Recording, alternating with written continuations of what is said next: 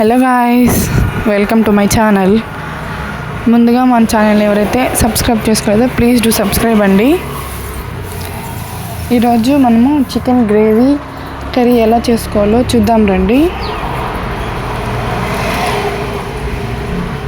ముందుగా బాండీలు పెట్టుకొని బాండీలోకి ఆయిల్ వేసుకోండి.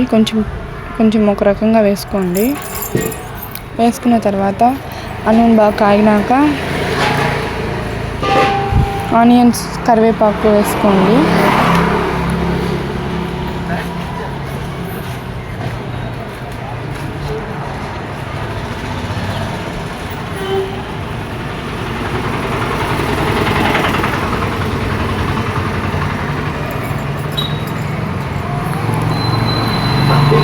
ఆ రెండు వేసుకొని బాగా వేయించుకోండి దూరగా.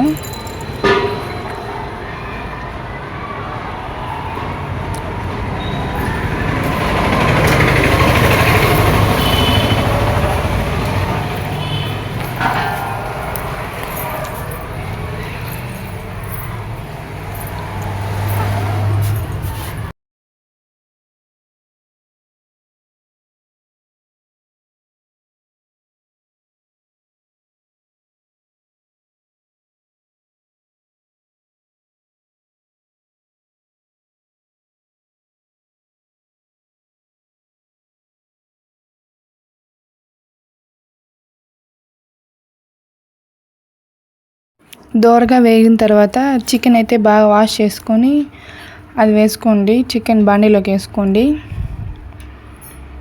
నేనైతే 2-3 టైమ్స్ కడుగుతాను. చికెన్ని బాగా కడిగిన తర్వాత వేస్తాను. చికెన్ వేసాక పసుపు, అల్లం పేస్ట్, ముందుగా వీడియో బిగినింగ్లో చూపాను కదా, ఆ మసాలాలన్నీ వేసుకొని ఫ్రెష్గా అల్లం పేస్ట్ కొట్టుకున్నాను. అల్లం పేస్ట్ కూడా వేసుకొని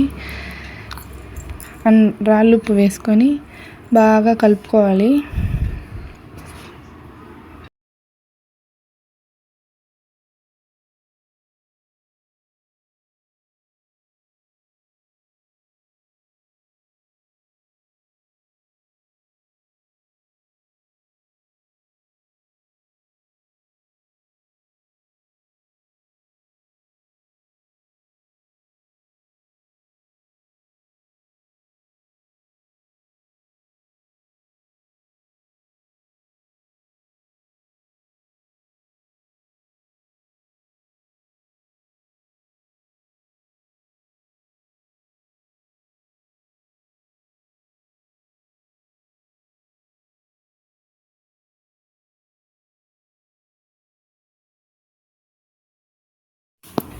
బాగా మిక్స్ చేసుకోవాలి.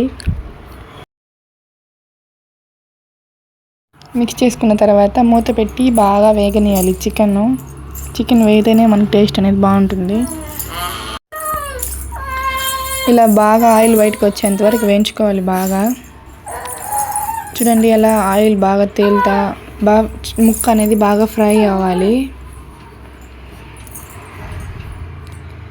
మళ్ళీ ఒకసారి బాగా మిక్స్ చేసుకొని కొంచెం చిల్లీ పౌడరు, ధనియా పౌడర్ వేసుకొని బాగా మిక్స్ చేసుకోవాలి. మళ్ళీ కూడా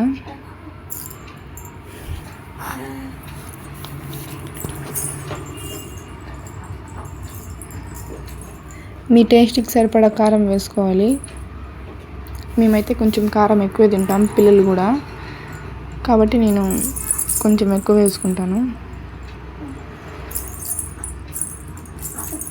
ధనియా పౌడర్ వేసుకొని బాగా మిక్స్ చేసుకోవాలి.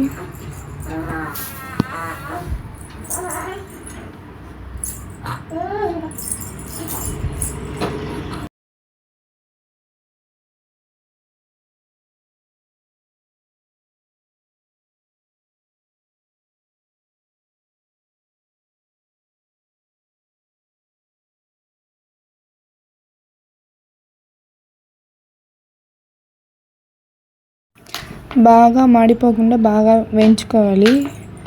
బాగా వేగిన తర్వాత ఆయిల్ మళ్ళీ మూత పెట్టి ఉడికించుకుంటే మనకి ఆయిల్ అనేది ఇలా తేలుతూ ఉంటుంది. మసాలా బాగా ముక్కకు పడుతుంది.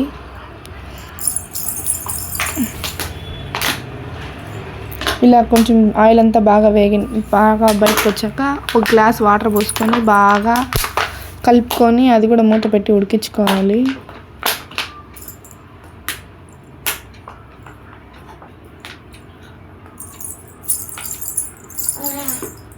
కొత్తిమీర వేసుకోండి. మూత పెట్టే ముందు కొత్తిమీర వేసుకొని బాగా కలుపుకొని దాని తర్వాత మూత పెట్టి ఉడికించుకోండి.